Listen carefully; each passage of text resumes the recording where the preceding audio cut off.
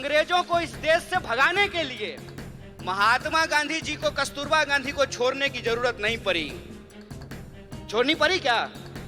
कस्तूरबा गांधी को साथ लेके चलते थे ना। और एक आज के प्रधानमंत्री हैं, कहते हैं कि हमको देश की सेवा करने के लिए पत्नी छोड़ना पड़ा। हाय रे बेईमानी। मेरी एक दोस्त है, उसने मुझे कहा एक दिन कि मुझे मोदी जी बहुत पसंद हैं। हमने कहा कि तुमको हम ना पसंद हैं यह बात कोई दिक्कत नहीं है, लेकिन तुमको अगर मोदी जी पसंद हैं तो एक बात हम तुमको कहना चाहते हैं, ईश्वर करें कि तुमको मोदी जैसे ही पति मिले। हम गुलदस्ता नहीं हैं कि भीड़ में जो है आप आगे में 4 लोगों को बिठा करके हमको सजा दीजिएगा। हम तेज पत्ता हैं कि बिरयानी में ऊपर से डाल दीजिएगा और जब खाने लगेगा तो निकाल दीजिएगा। यह प्रतिनिधित्व का सवाल है। महिलाओं को आंदोलन से जोड़ने का काम अगर किसी व्यक्ति ने किया तो उस व्यक्ति का नाम महात्मा गांधी है। और आप देखिए कि देश को आजाद कराने के लिए, अंग्रेजों को इस देश से भगाने के लिए महात्मा गांधी जी को, कस्तूरबा गांधी को छोड़ने की जरूरत नहीं पड़ी। छोड़नी पड़ी क्या? कस्तूरबा गांधी को साथ लेके चलते थे ना। और एक आज के प्रधानमंत्री हैं, कहते हैं कि हमको देश की सेवा करने के लिए पत्नी छोड़ना पड़ा। हाय रे बेईमानी। मेरी एक दोस्त है, उसने मुझे कहा एक दिन कि मुझे मोदी जी बहुत पसंद हैं। हमने कहा कि तुमको हम ना पसंद हैं यह बात कोई दिक्कत नहीं है, लेकिन तुमको अगर मोदी जी पसंद हैं तो एक बात हम तुमको कहना चाहते हैं, ईश्वर करें कि तुमको मोदी जैसे ही पति मिले।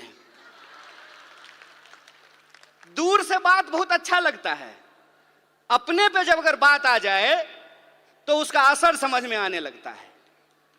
आप मुझे बताइए, जो महिलाएं ये कह रही थी कि बृजभूषण जी ने कुछ नहीं किया, रह पाएंगी बृजभूषण के साथ?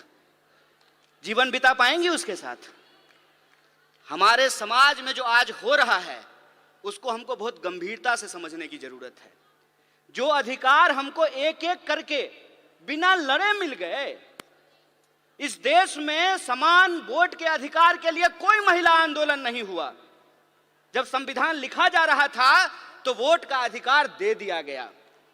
इस देश में संविधान सभा में 15 महिलाएं शामिल होंगी, इसके लिए कोई आंदोलन नहीं हुआ। महात्मा गांधी ने अपने इनिशिएटिव से, उस वक्त जो है हमारा अखिल भारतीय महिला संघ नहीं था, महिला कांग्रेस नहीं था उस वक्त, लेकिन गांधी जी ने महिलाओं को घर से निकाल करके अपने आंदोलन में शामिल कराया। और आप जानते हैं, शराबबंदी के खिलाफ जो पिकेटिंग का आंदोलन होता था वो पूर्ण रूप से महिलाओं का आंदोलन था। महिलाएं जाती थीं और शराब की दुकानों को बंद कराती थीं।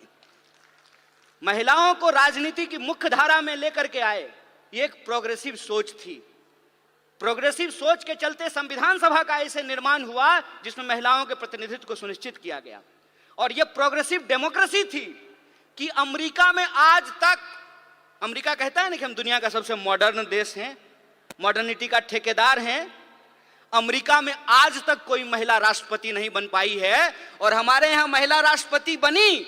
और उसी आधार पे भाजपा को कहने का यह हक मिला कि हम एक आदिवासी को राष्ट्रपति बना रहे हैं। बोलिए, लेकिन प्रश्न यह है आज हमारे सामने कि एक आदिवासी को अगर इस देश का राष्ट्रपति बनाया गया है तो मणिपुर में जब अत्याचार हो रहा था तो माननीय राष्ट्रपति ने अपने मुंह पे क्यों चुप्पी साध रखी है? यह राजनीतिक चुनौती है। इस राजनीतिक चुनौती को हमको समझना पड़ेगा और हम यह बात समझें कि विंग बनाने का यह मतलब नहीं होता है कि हम गुलदस्ता हैं, कि नेताजी आने वाले हैं तो 4 महिला को बुला करके वंदे मातरम गवा देते हैं। हम गुलदस्ता नहीं हैं कि भीड़ में जो है आप आगे में 4 लोगों को बिठा करके हमको सजा दीजिएगा। हम तेज पत्ता हैं कि बिरयानी में ऊपर से डाल दीजिएगा और जब खाने लगेगा तो निकाल दीजिएगा। यह प्रतिनिधित्व का सवाल है। प्रतिनिधित्व के सवाल को हमको सीरियसली लेना पड़ेगा और अगर हम सीरियसली लेते हैं तो प्रश्न आता है पॉलिटिकल कल्चर का। आपने देखा, सारी जो एंकर हैं वो टीवी पे क्या कर रही हैं? वो कह रही हैं कि मणिपुर पे आप बोल रहे हैं, राजस्थान पे नहीं बोल रहे हैं। अरे राजस्थान क्या, दुनिया के किसी कोने में अगर महिलाओं के ऊपर कोई अत्याचार होगा तो बिना किसी राजनीतिक लाग लपेट के उसके ऊपर सवाल खड़ा करेंगे, उसके खिलाफ बोलेंगे ये हमारा हक है।